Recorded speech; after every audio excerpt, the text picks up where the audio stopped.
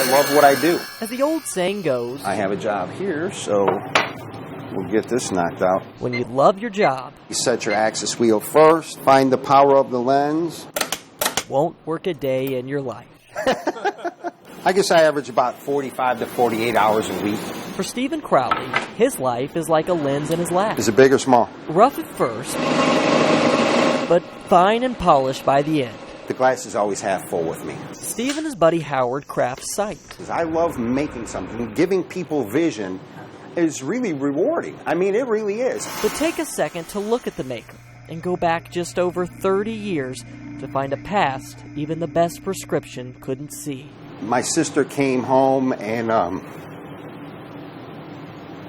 she was raped by another individual. And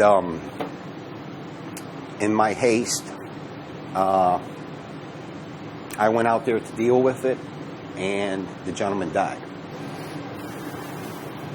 You know, you bite the bullet and you deal with it, you know. So it's kind of a touchy subject for me. Sorry about that. At 19 years old, Steve was sentenced to 60 years for murder. When I first got that sentence, I actually told the judge, you know, I'm going to come out of here a better man. Because of day-for-day time, Steve served 30 years, the last leg of which was here in Dixon. Inside these secure walls hides what formed the Steve Crowley we know today. Approximately, we produce 350,000 pairs of glasses a year. You have people that are keying in prescription orders already. About 1,800 pairs of glasses are made here every day. I run it like a business. I have foremans, I have line supervisors, I have people Chris Melvin is the boss man to the 100 inmates that work the lab. They're treated like men, they're treated like adults, they're treated like part of the team. A team creating prescription glasses for thousands of Medicaid patients across the state. It's a real work experience where you clock in. You forget about where you're at while you're in here at least 6 to 10 hours a day. I've been working in the industry for almost 2 years in October. And Tirso Garcia is one of the problem solvers in the lab. You know, you have to wake up at a certain hour. You have to leave at a certain hour. Those things are essential to being able to relate to work to a job outside. It's the real world in here, testing these men to see how they'll stack up when they re-enter society.